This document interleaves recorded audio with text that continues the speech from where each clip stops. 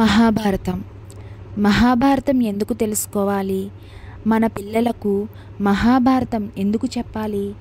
భవిష్యత్ తరాలకు మహాభారతం ఎందుకు అవసరం?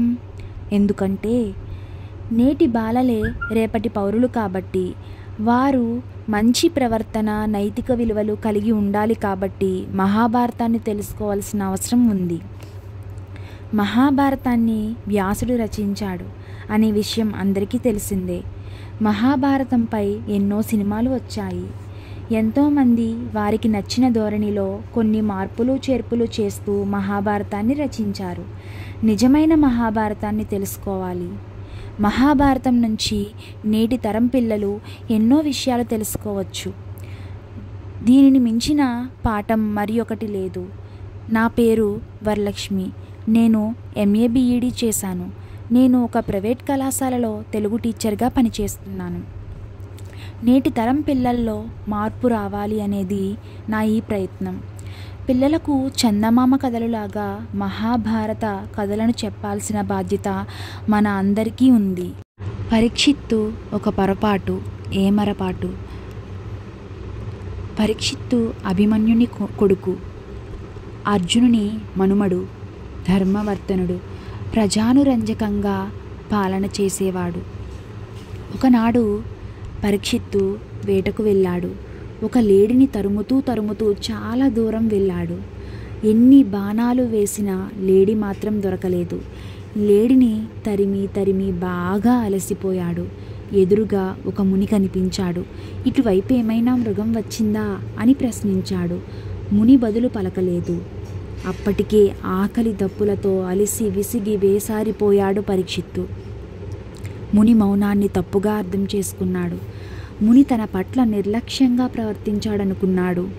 తగిన శాస్తి చేయాలనుకున్నాడు. ఒక చనిపోయిన పాముని ముని మెడలో వేలాడేశాడు. మౌనవ్రతంలో నిర్వికారంగా ఉన్నాడు ముని. ప్రశ్నించగా బదులివ్వలేదు. పామును మెడలో వేసినా స్పందించలేదు. రాజు నగరానికి వెళ్ళిపోయాడు. మౌనంగా ధ్యానం చేసుకుంటున్న ఋషి సమీకుడు మహాతపస్శాలి. ఆయన ఇంకా మౌన దీక్షలోనే ఉండగా ఆయన కుమారుడు శృంగికి ఈ విషయం తెలిసింది. వచ్చి చూశాడు. ఆవేశం తట్టుకోలేకపోయాడు. వృద్ధుడైన నా తండ్రి మెడలో చనిపోయిన పామును వేసిన పాపాత్ముడిని 7 రోజుల్లోగా తక్షకుడు సంహరించుగాక అని శపించాడు. ఇది తెలుసుకున్న సమీకుడు చింతించాడు. చిన్న తప్పుకు పెద్ద శిక్ష వేస్తావని శృంగిని తప్పుపట్టాడు. శృంగికి శాపాన్ని ఉపసంహరించుకునే శక్తి లేనందువల్ల ఆ శాపం అతి బలమైనది. అందువల్ల తగు నివారణోపాయములు చేసుకోమని పరీక్షితుకు వార్త పంపాడు. ఇది తెలిసి కృంగిపోయాడు పరీక్షితుడు. నివారణోపాయాలను ఆలోచించాడు. ఒక్క చిన్న పొరపాటు అంతటి పెను ప్రమాదాన్ని తెచ్చిపెడుతుందని ఊహించలేదు. బాధపడ్డాడు. తక్షకుడు సర్పరాజు, అత్యంత విషపూరితుడు. శృంగి శాపం విన్న కశ్యపుడనే బ్రాహ్మణుడు తన మంత్ర విద్యతో పరీక్షితును రక్షించేందుకు బయలుదేరాడు. దారిలోనే మభ్యపెట్టి ఆయనను వెనుకకు పంపాడు తక్షకుడు. తన భవనంలో పాము కాదు కదా, కనీసం చీమ కూడా దూరనంతటి దుర్భేద్యమైన రక్షణ ఏర్పాటు చేసుకున్నాడు పరీక్షిత్తు. అలాంటి దుర్భేద్యమైన రాజమందిరంలోకి తక్షకుడు ప్రవేశించడం అసాధ్యం. చూస్తుండగానే రోజులు గడిచిపోతున్నాయి. ఇక ప్రమాదం లేదనుకున్నాడు పరీక్షిత్తు. ఇదిలా ఉండగా తన తోటి సర్పాలను పిలిచాడు తక్షకుడు. తాపసుల వేషాల్లో వెళ్ళి తను ఇచ్చిన ఫలపుష్పాదులను రాజుకు బహికరించమని కోరాడు. వారు అలాగే చేశారు. 7వ రోజు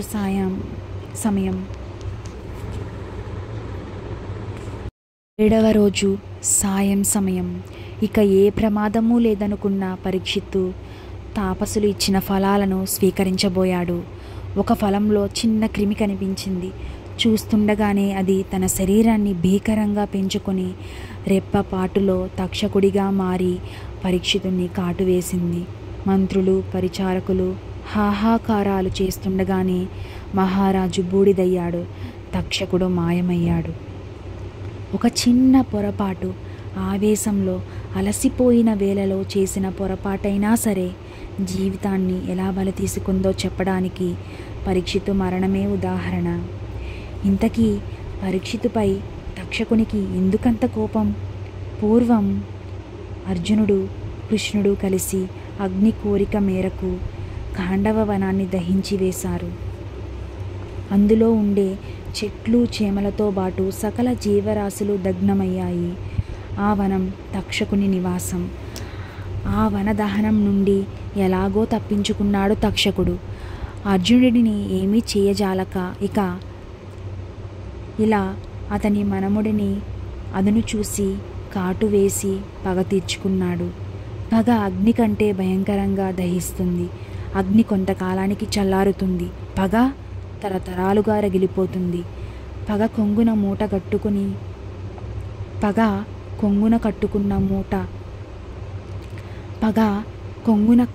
కట్టుకున్న నిప్పు ఎదుటి వారిపై కాదు.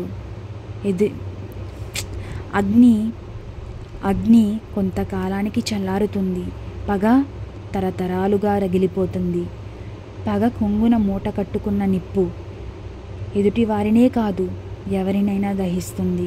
ఈ నీతి పలుమార్లు పునరావృతమవుతుంది మహాభారతంలో. పరీక్షిత్తు ధర్మబద్ధంగా పాలించే రాజే. సమీకుడు మానవాకృతి దాల్చిన శాంతమూర్తే. శృంగి తాపసే. ముగ్గురు మహనీయులే. అయినా జరగాల్సిన అనర్థం జరిగింది. మానవ స్వభావం అతి చంచలమైనది. అందుకే పరమధర్మమూర్తి పరీక్షిత్తు చచ్చిన పాముతో సమీకుణ్ణి అవమానపరిచాడు. శృంగి తాపసే.